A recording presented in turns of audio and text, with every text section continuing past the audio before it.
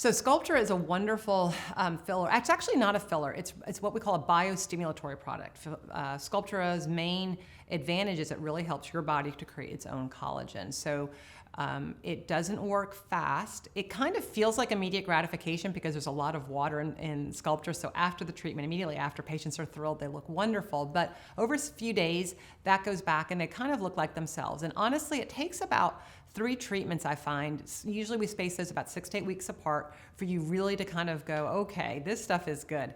It actually creates wonderful natural looking volume replacement that's very long lasting. It can last up to 2 years.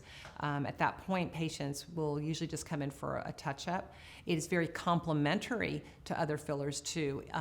The advantage of Sculptra is this natural collagen building you get to keep. The disadvantage is it's not very precise. So I find that Sculptra and our hyaluronic acid fillers work really well in combination. They go hand in hand.